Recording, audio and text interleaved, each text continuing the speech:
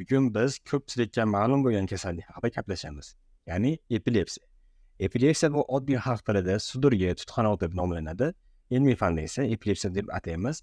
Bu kasallik bilan dunyoda millionlab insonlar aziyat chekadi.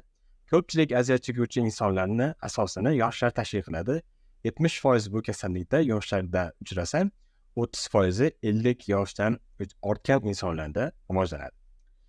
Ushbu kasallik, ya'ni epilepsiya haqida xalqimiz ichida turli xil afsonalar, stereotiplar mavjud. Ya'ni birinchisi, bizda bu kasallikni jin kirdi, shunga o'xshash turli xil vajlar bilan folbinlarga, tabibllarga olib borib yurishadi. Undan tashqari bu ikkinchi sabab bo'lsa, bu psixogen kasallik, ya'ni psixologik kasallik deb bog'lashadi. Ya'ni jinni bo'ldi, shu kabi turli xil stigmatizatsiya hisoblanadi. Bu esa o'z navbatida kasallikni turli xil boshqa shifokorga borishni kechiktirishi mumkin. Bu kasallikni rivojlanishiga olib boradi. Epilepsiya nima o'zi? Epilepsiya bu nevrologik muammo hisoblanadi. Bizning bosh miyamiz ichida hujayralar bor. Hujayralar bir-biri bilan simlar orqali, ya'ni biotoplar orqali aloqa qiladi. Bordi-yu, agar bu simlarning o'rtasida qisqa tutashuv bo'lsa, bizda vaqtinchalik uzilish ro'y beradi. Bu uzilish ma'lum bir joyda yoki bo'lsa butun miyani o'chishiga olib keladi. Bu holatda bizda epileptik tutqanoq yuzaga keladi. Epileptik tutqanoqlar odatda 1-2 daqiqa davom etadi. Bizda ko'proq ikki xil epileptik tutqanoqni ajratsak bo'ladi, kichik va katta.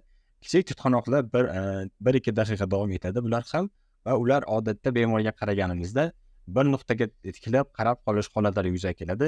Ya'ni bunday chaqirganimizda bemor bizni chaqirishimizga qaramasligi, gapirsak gapimizga javob qaytarmasligi mumkin va 1-2 daqiqa o'tgandan so'ng yana ular o'zlariga keladi. Ikkinchi turida bizda bu holatda katta epileptik tutqanoq yuzaga keladi.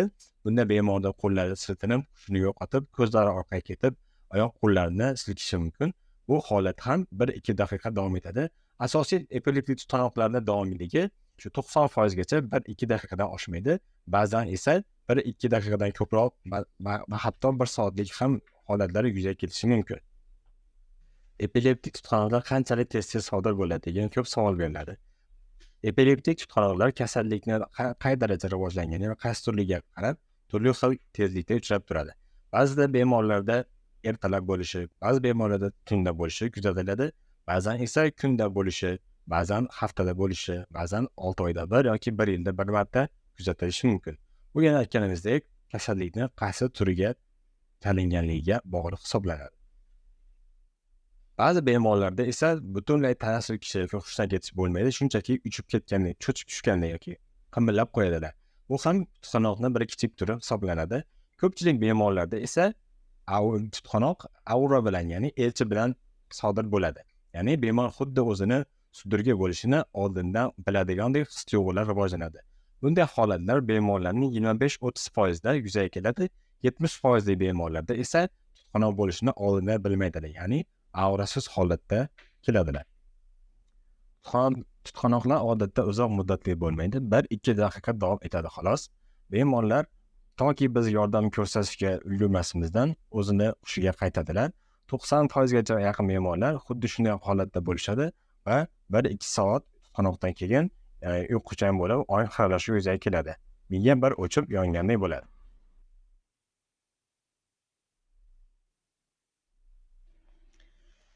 Agar biz gaplashib o'tgan yuqoridagi belgilaridan ba'zilari yoki hammasi sizda yoki bemorda yuzaga kelsa, bizda epilepsiya kasalligiga shubha bo'lishi mumkin. Bu kasallik bilan nevropatolog, epileptologlar shug'ullanadi. Ular bemor uchun EEG amaliyotini o'tashga buyurishlari mumkin, ya'ni elektroensefalogramma buyurishlari mumkin. Bu amaliyot orqali bemorning boshiga elektrodlar qo'yib chiqiladi. Bu miyani elektron to'lqinini qog'ozda bizga ko'rsatib beruvchi bir analiz turi hisoblanadi. Bu orqali bemorda epilepsiyaga diagnoz qo'yish mumkin. Juda ko'pchilik insonlarda epilepsiya nima uchun yuzaga keladi, uni sababi nima degan savol ham tug'ilishi tabiiy.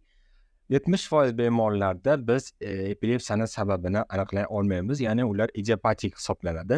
Turli xil testlar qilsak, MRT, tomografiya, qon tahlillarini qilganimizda bu bemorlarda hech qanday patologiya topilmaydi.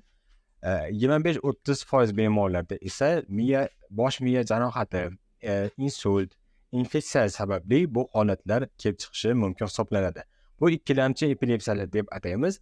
Biz yuqorida sanagan shu sabablarni yo'qotsak, biz ikkilamchi epilepsiyani oldini olgan bo'lamiz. Lekin birlamchi o'sha idiopatik epilepsiyani sababi hozirgacha noma'lum bo'lmoqda va ilmiy izlanishlar ketyapti. Turli xil teoriyalar bor, ular lekin hali to'liq isbotlanmagan. Epilepsiya kasalligi qanday davolanadi? Epilepsiya kasalligini 90% davolash mumkin va asosan nazoratga olish mumkin. Bu qanday davolanishi ham shunday turlar borki, epilepsiya kasalligi doim nazoratda yuradi. Doim dori ichib yursa, bir xilda sudurgi bo'lmay yuradi va uni uzoq yillar dori ichish talab etilishi mumkin. Lekin ba'zi turlar bor, ma'lum davolar orqali tamomila davolab yuborish mumkin. Demak, biz epilepsiyani davolashda asosan antiepileptik dorilardan foydalanamiz. Turli xil kasallik holatda kelib chiqqan holda ba'zan bitta, ikkita va kombinatsiyada 3 ta 4 ta ham hattoki qabul qilish holatlari yuzaga keladi. Biz undan tashqari bemorlarga turli xil dietalar, ketogen, glutagen kam bo'lgan dietalarni ham berishimiz mumkin. Ular ham epilepsiyani nazorat qilishda ancha yordam beradi. Bemorlar bir xilda dorini ichib yurgandan keyin remissiyga tushib, dorini to'xtatishlari ham mumkin. Yana bir muhim bo'lgan jihat shundaki, ko'pchilik bemorlar dori ichish fonida yaxshi bo'lib qolishadi va bo'ldi, endi yaxshi bo'lib qoldim deb dorini ichishni to'xtatib qo'yishadi. Bu eng katta xatolardan biri hisoblanadi. Yaxshi bo'lib qolgani bu bo'ldi, dorini to'xtatib qo'yish mumkin degani emas. Bemorlarda agar shunday qilsalar, ko'p tajribadan o'tgan, yana simptomlari qaytarib qolishi, sudurgilar yana qayta yuzaga kelishi ham hollari uchrab turadi. Yana bir maqsadlarimizdan biri bemorlarni kuzatib borish va 3 yil davomida agar bo'lmaydigan bo'lsalar, ularni dorini to'xtatish haqida o'ylab ko'rishimiz mumkin. Agar bir xilda muntazam holatda dorilarni ichib, shunday simptomlar qaytarmasa, remissiyaga tushira olsak, bizni bu katta yutuqlarimizdan biri hisoblanadi.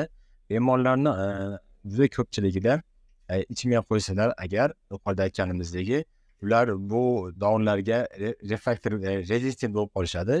Bu holatda bizda qayta sudurgi bo'lib, dorilarni ichish muddati yana ham cho'ziladi va bu umrbod dorini qo'llashga ham olib kelishi mumkin. Ularning 60-70% umrbod terapiyaga muhtoj emaslar. Ular chiroyli holatda rejimda yursalar, dorini ichib yursalar, kasallik remissiyaga tushsa, ular umrbod bu dorini qayta ichmasliklari mumkin. Agar dorilarni chiroyli holatda ichmasalar, yana holatlar qaytalanishi mumkin. Bemorlar bu epilepsiya holati bizni hukm emas. Epilepsiya bilan og'rigan turli xil professorlar, muhandislar, o'qituvchilar va undan ham olimlarni ham ko'p hayotda uchratganmiz. Hatto homiladorlikda ham antiepileptik dorilarni qabul qilish mumkin. Bolalarda esa antiepileptik maxsus dorilar yoki ularni dozasini pasaytirish orqali nazorat qilish mumkin.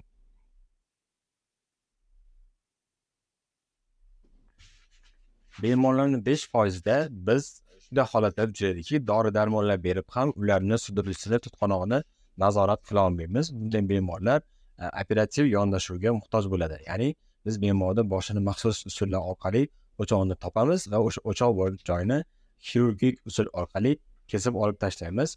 Mana shu usul orqaligina ularni sudurgisini nazoratga olish mumkin, ularni davolash mumkin. Bu jarrohlik amaliyoti hisoblanadi.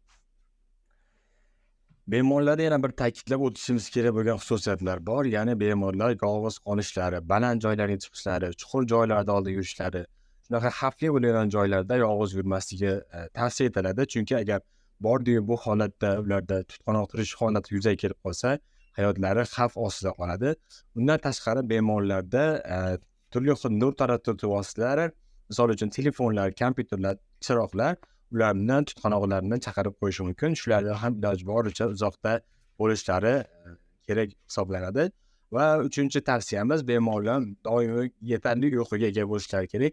Uyqu kam uxlashlari me'yorda bo'lmasligi ham tutqanoq turish holatlarini tez chaqirib qo'yishi mumkin. Epilepsiya kasalligi bu tuzaladigan nevrologik miya kasalligi hisoblanadi. Hozirgi terapevtik muolajalar bilan davolanilsa, ular chiroyli holatda normal hayot kechirishlari mumkin. Epilepsiya bilan uyaladigan kasallik emas, bu yovuz ruhlar kirib oladigan va g'ayriy tabiiy hojat tufayli kelib chiqmaydi. Oddiy bronxit pnevmoniyaga o'xshagan kasallik hisoblanadi. O'z vaqtida shifokorga murojaat qilinsa va shifokor buyruqlariga asosan o'z vaqtida rejim bilan dorilarni ichib yursa, jamiyatni bir butun qismi bo'lib, bu kasallar oddiy oramizda yashab yurishlari mumkin. Agar videomiz sizga yoqqan bo'lsa, ma'qul kelgan bo'lsa like bosing va yaqinlaringizga ulashib qo'ying. Bu bizga motivatsiya beradi va yangi shunaqa imkoniyat videolar yaratamiz. Va agar videomiz ma'qul kelgan bo'lsa like bosing, do'stlaringizga ulashib qo'ying. Bu bizga motivatsiya beradi va biz shunaqangi yangi videolar olishimiz ko'payadi.